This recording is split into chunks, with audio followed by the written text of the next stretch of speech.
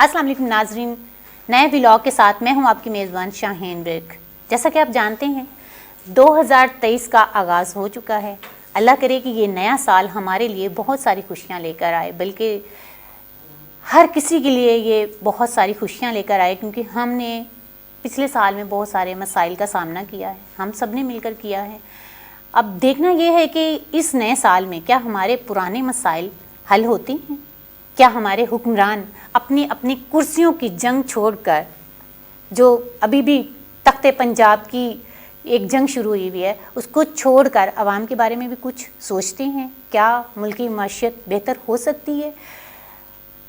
آپ سب جانتے ہیں کہ 2022 میں جو ایک سیلاب آیا تو اس میں ہمارے بہت سارے بہن بھائی بے گھر ہو گئے، بہت سارے بہن بھائیوں کے بچے پانی میں بہہ گئے، مر گئے۔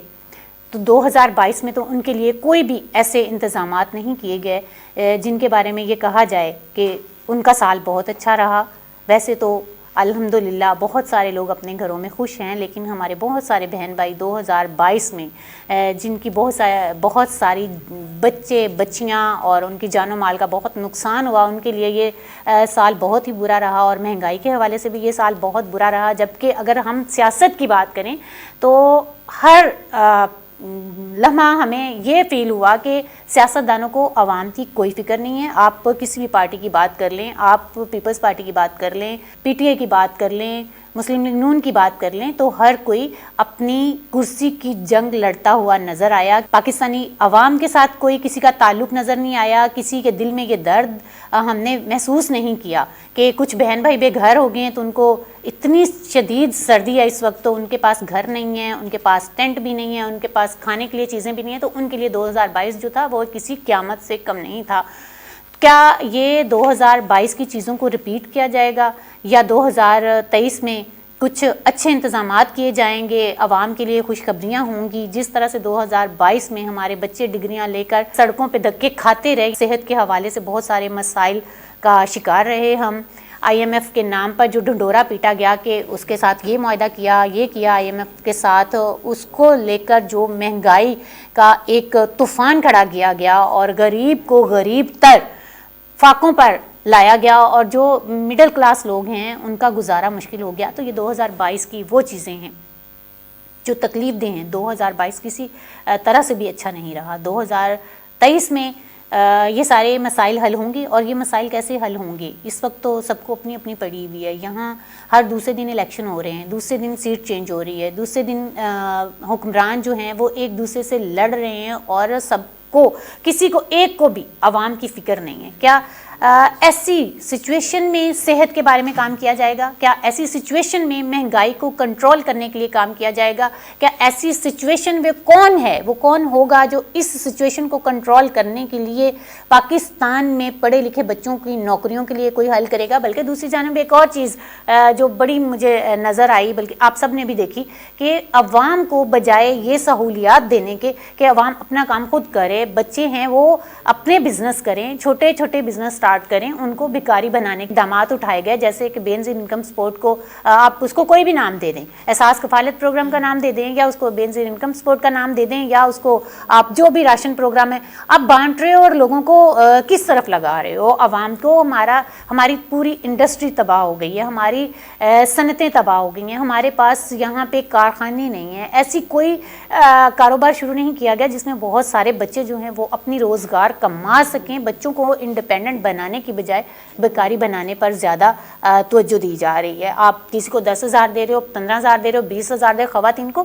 اس سے بہتر ہے کہ ان کے کاروبار شروع کروائے جاتے، لیکن ایسا کچھ نہیں ہوا کہ وہ کسی بھی پارٹی سے ہے۔ عمران خان نے تو خیر جتنے دعوے کیے تھے، اس نے تو 4 سال جو تباہی مچائی، نہ کسی کو نوکری ملی، نہ کسی کا کوئی مسئلہ حل ہوا۔ ایسے لگ رہا تھا کہ قوانین کی بھی دھجیاں اڑائی گئی ہیں، کوئی قانون نہیں ہے، کوئی عدالتیں نہیں ہیں، مرضی کے فیصلے ہو رہے ہیں۔ انہوں نے تو ایک جو حکومت کی نا، وہ حکومت تھی جیسے کہ انتقامیہ حکومت ہے، وہ صرف سیاست میں اپنے حریفوں کے ساتھ لڑنے کے لیے آئے تھے، عوام کے لیے کوئی کام انہوں نے نہیں کیا۔ اس کے بعد جی میاں شہباز شریف بڑے اچھی مینجمنٹ ہے ان کی، تو ان سے بھی حکومت کی یہ بھاگ دوڑ سنبھالی نہیں گئی، انہوں نے بھی آ کے کوئی خیر خواہ ایسے اقدامات نہیں کیے کہ جن کو سراہا جائے اور یہ کہا جائے کہ جی ابھی تو پاکستان کی معیشت بہت اچھی ہو گئی ہے، پاکستان کی صنعت چل رہی ہے، پاکستان کے حالات بہتر ہو گئے ہیں، ڈالر کہاں ہے، ہمارا روپے کی قدر جو ہے بالکل ختم ہو گئی ہے. تو ان چیزوں کو اس وقت کوئی بھی کنٹرول نہیں کر سکا، یا پھر کنٹرول کیا نہیں جا رہا، یا کوئی کر نہیں پا رہا. اس کی کیا وجوہات ہیں؟ لیکن اس سب میں غریب عوام خودکشیاں کرنے پر مجبور ہو گئے ہیں. لوگوں کی ایک وقت کی روٹی پوری نہیں ہو رہی ہے، جتنی مہنگائی کر دی گئی ہے. تو اس وقت سچویشن 2022 میں تو یہی رہی کہ عوام کو آپ نے روٹی روزی کے پیچھے لگا دیا، جبکہ آپ خود اپنے تخت کے لیے لڑ رہے ہیں، کرسی کے لیے لڑ رہے ہیں. ایک الیکشن میں بے بہا پیسہ اس کی اشتہاری مہم میں لگا دیا جاتا ہے، لیکن کسی نے یہ نہیں سوچا کہ جو بہن بھائی ہمارے سب کچھ چلا گیا جن کا، تو ان کو ایک ایک گھر بنانے کے بڑے دعوے کیے گئے. فوٹو سیشن بہت زیادہ ہوئے، لیکن کوئی ایسا کام نہیں ہوا جس کو ہم سراہ سکیں، جس کو ہم کہہ سکیں کہ کسی ایک حکمران کو پاکستان کی عوام کی فکر ہے. تو 2023 میں اپنے تمام بہن بھائیوں سے یہ کہنا چاہوں گی کہ بے شک آپ اپنا لیڈر چنیے، لیکن یہ ضرور دیکھیے کہ آپ کے حق میں کون اچھا ہے، کون برا ہے. وہ کون ہے جس نے آپ کی صحت کے لیے کام کیا، وہ کون ہے جس نے آپ کے ایجوکیشن پر کام کیا، وہ کون ہے جو آپ کو سہولیات دے رہا ہے، آپ کو بیکاری نہیں بنا رہا.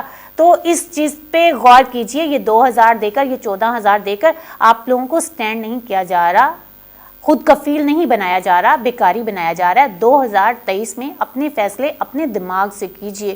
اللہ کرے یہ 2023 آپ سب کے لیے بہت ساری خوشیاں لے کر آئے، اور بہت سارے ہمارے بہن بھائیوں کے مسائل وہ حل ہو جائیں.